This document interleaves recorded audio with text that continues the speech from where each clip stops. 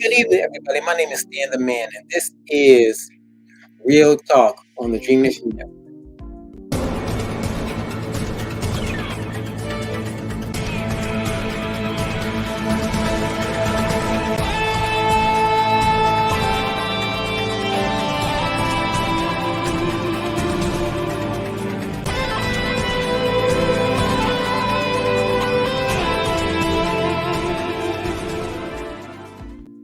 Hello, my name is Stan the Man, and this is Real Talk on the Dream Nation Network. What we want to talk about today is money and how it's really not about the money. We need our loved ones to stay alive. And what I mean about that is every time, the police officers kill one of us, they think it's a settlement to make everything all right. Well, it may. I wouldn't even say it would ease the pain any. It would certainly make our lives a lot easier. But how many of you would trade those millions that they give you for the loved ones that you've lost? How many of you would trade those millions for the loved ones that you've lost? There's no, especially the children. There's no telling what those children's lives would have been had they been allowed to live. What they would have achieved in life had they been allowed to prosper. I got a video I want to show you, and we'll come back and talk about it.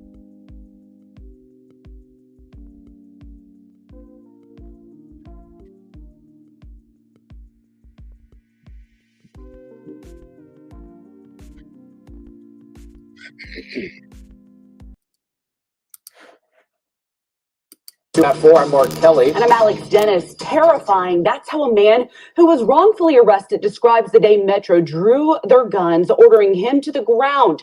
It has been more than 3 years since Ralph Ward was taken into custody at a convenience store in Nolensville, and now the city is having to pay up for their mistake. Tonight, we are hearing Ward's firsthand account of the night that changed his life. Stephanie Langston has the story you will only see on News 2. I just knew, at that particular point, they were gonna just kill me. It was a Thursday night in November.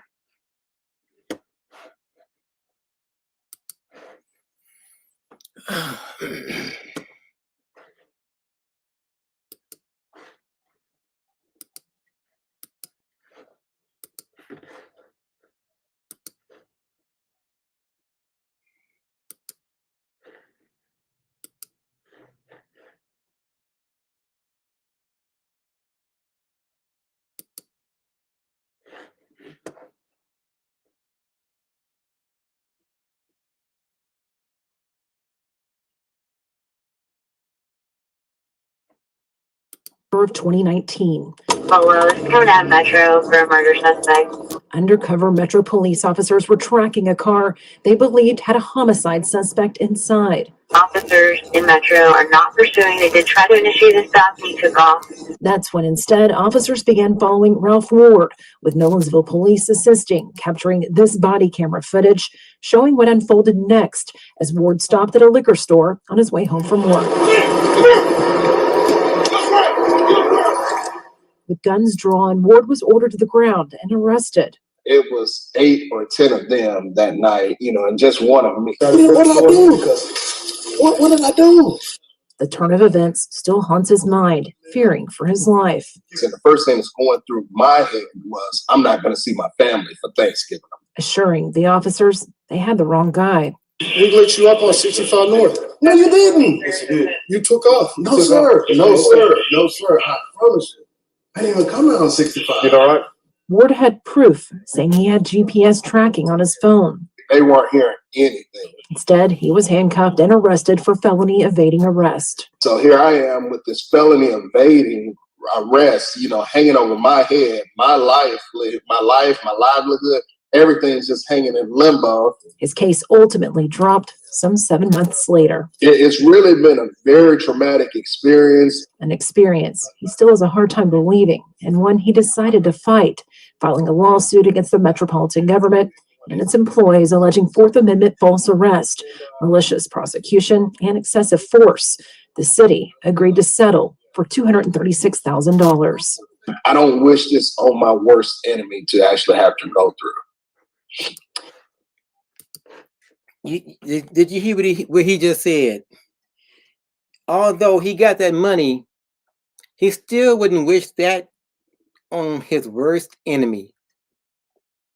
And you know, that's huge, because he's saying what he went through, the money can't buy that peace of mind, can't buy that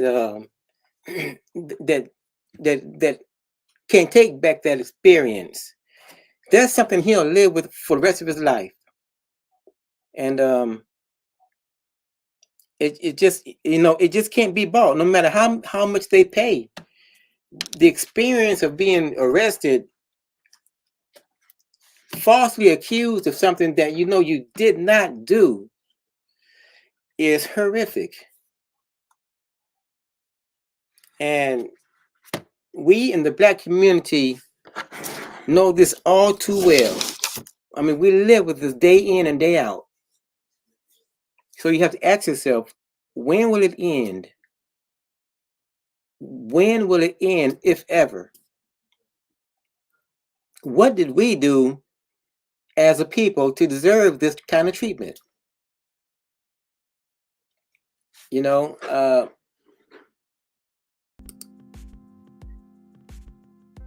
and I ask myself that all the time. What did we do? What is it about our skin that the world hates so much?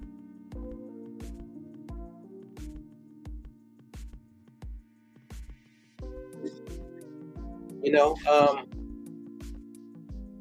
we can talk about this day in and day out, but until we get people that understand what we're going through, it'll continue to happen. We have to vote judges in, and not only just vote, do research on the person or persons that you're voting for. See where they stand in their decision making. What policies do they agree with? You know, get to know the people that serves you on an intimate basis, so you can make concrete, intelligent decisions when you into that ballot box. We have to do better, y'all. We have to do better. From the police chief to the mayor to the congressman to the senator to the president. The vote is the key.